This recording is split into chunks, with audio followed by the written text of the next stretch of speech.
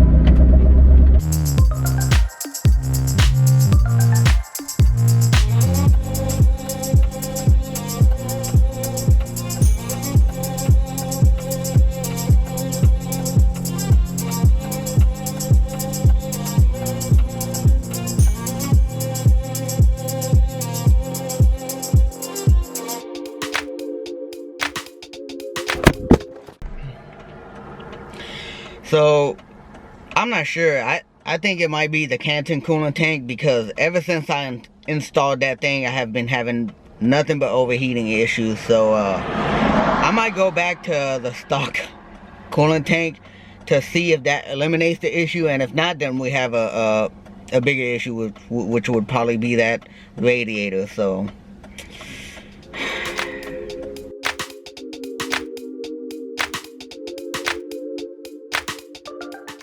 So I made it home. Obviously, what I had planned has been delayed. I'm going to try and get down to the bottom of why it's overheating. I'm going to try and see if I can find the issue. And if I can fix it, then I will. If not, we'll take it from there.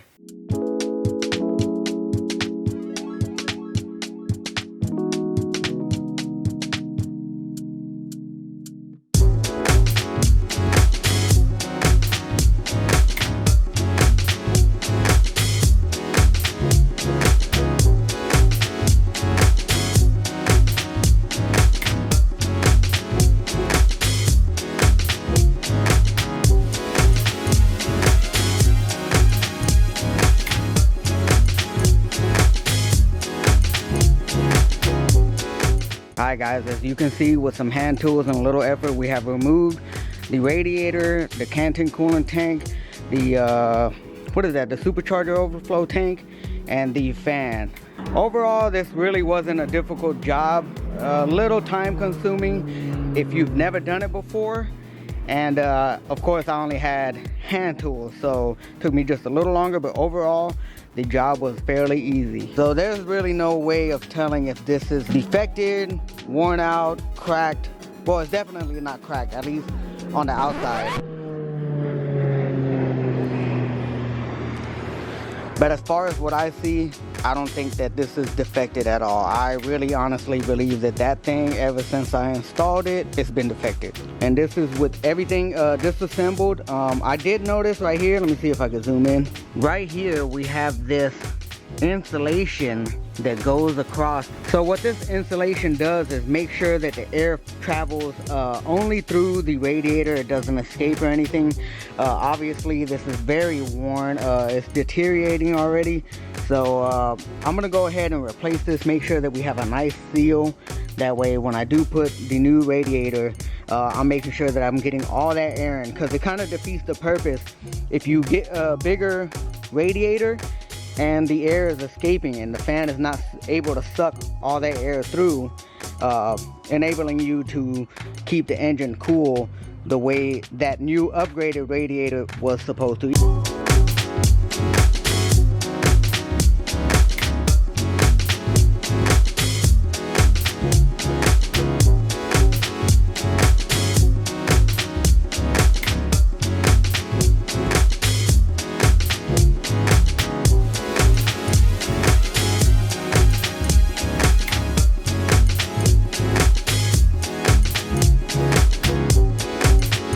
Yeah, this is like no longer any good. So what I'll probably do is buy the new one, keep this piece, that way I can go ahead and measure it, and then tape on the new one, get some adhesive remover and remove the rest of this gunk.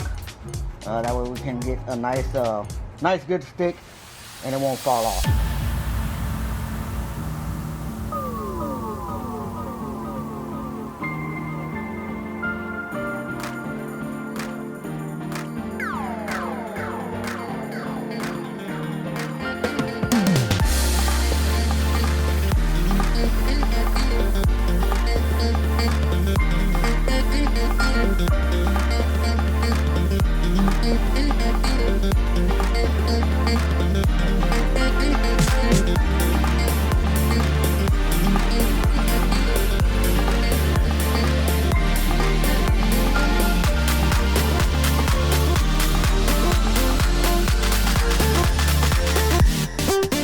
I found something very interesting. Well, as you can see, these lines are perfectly fine until you get right there. That is extremely pinched. This most definitely might be the cause, if not a very big contributor to why it's overheating or may not be cooling the way it should. Let me go get a second opinion on this, but that looks terrible. And this thing looks completely beat up. It's not even straight anymore. It's kind of bends down like that. I mean, this thing is just completely worn out, so that's definitely getting replaced. So what I'm gonna do is I'm gonna saw it off. So my idea is down this way and down that way, and then put a rubber tubing in between these two. So yeah, we'll see what works better, and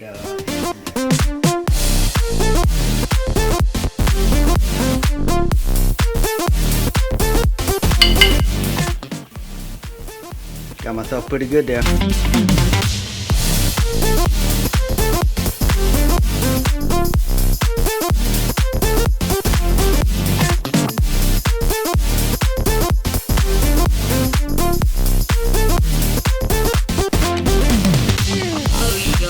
This thing is puny.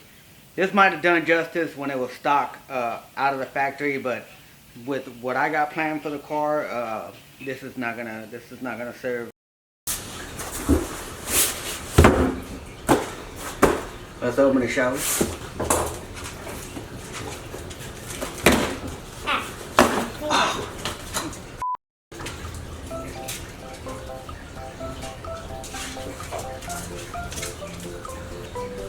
I'm a doctor here.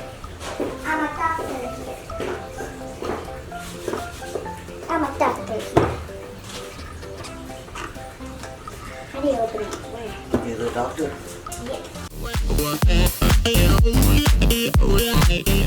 Alright, so we have the new heat exchanger in. This thing is freaking pretty massive. I mean, compared to like the 1-inch one that we had, this one's like 5-6 inches wide. I don't know the dynamics, but this looks very, very promising. As much as I love the way that this exposed aluminum looks, I'm not going to leave it this color. I'm going to paint the front part black, that way it will match the bumper.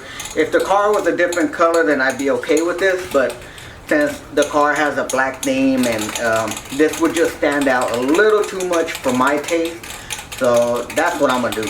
It's my car, so I can do what I want. I kind of also want to believe that Ford had the original heat exchanger black, because it bothered them too. Much better.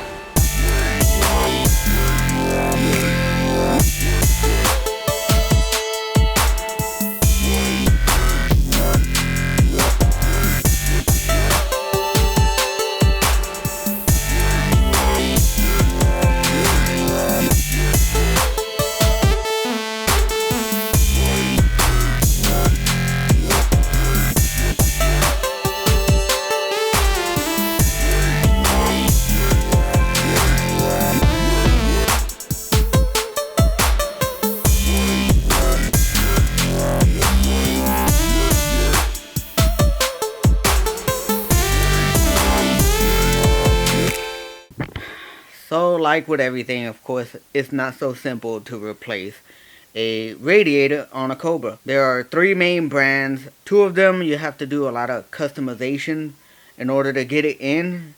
And the final one is probably the best one out there, but of course is very pricey. So pricey it is. Hi, yes, I called a little earlier about the radiator for the '03 Cobra. Yeah, yeah. How much was it again? It's $6.90 plus the shipping. Um, Want me to get her going? yeah. If they've got it and when it'll be delivered. Thank you very much, sir. I appreciate it. Thank you. I appreciate it. Bye. All right. Have a good one. Bye. This is one of those products that you get what you pay for. This Ron Davis radiator has the best fitment from what I've read out of all the aftermarket options available. This will only require for the ABS lines to be bent ever so slightly in order to fit it in. This is a 2-core 1-inch, a dual pass 1-inch core radiator, so it's gonna allow for a lot of cooling before it goes back into the engine. The biggest problem with the other aftermarket applications is that it doesn't clear the AC lines on the bottom, so when you're going to shove the radiator in, it will stop and you won't be able to bolt the radiator brackets on because it's still sitting too high. There's only been one other review that I saw of one other guy with a Terminator that has bought the Ron Davis, and he did not have anything bad to say about it. The fitment was perfect. The ABS, bending the ABS lines back was rather simple. Also, he mentioned that when he did get on it very hard, the recovery time was a lot faster. I'm really looking forward to that since I know that I'm going to be modifying this car. It's nice to know that the car will stay cool under a lot of pressure. That's where I'm at with it. That's what I chose. Go big or go home. All we have to do is wait for it in the mail. But lucky for y'all, that'll happen in seconds.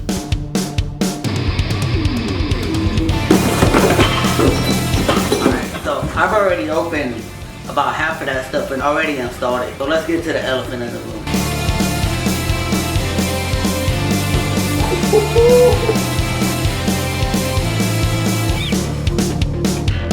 This thing.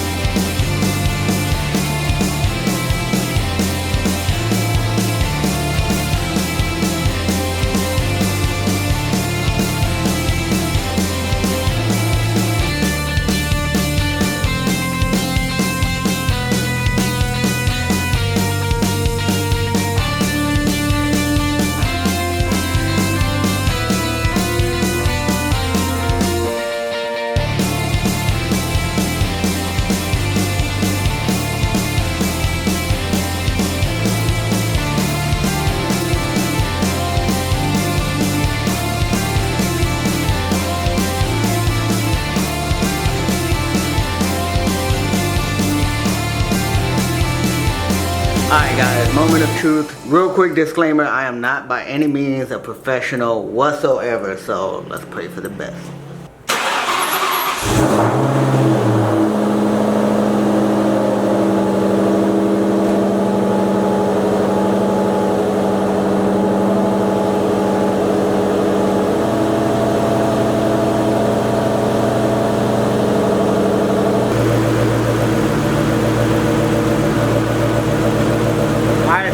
Do right now is I was trying to burp the system out, but it's very difficult to do it with one person, especially if you don't have the right material. What I'm gonna do is I'm gonna leave it right here. It's already topped off, like we explained in a previous video. Let those bubbles reach its way to the top, release, let them escape, and then cap it off once again. So I'm gonna let it rest for a couple hours, and then we'll be right back. We have no leaks whatsoever. The engine sounds good. Not only does it sound good, but it's performing the way it should. It's not overheating whatsoever, and damn, I don't know if it increased the horsepower, but I do definitely feel a huge difference in the performance. So right now what I'm doing is running the car with the AC on, because this is gonna put that engine to work, and it's gonna put the cooling system to work even more. So if it can survive not overheating with the AC on, and you know that you have done and successfully eliminated your overheating problem. Now let's go get the clutch installed.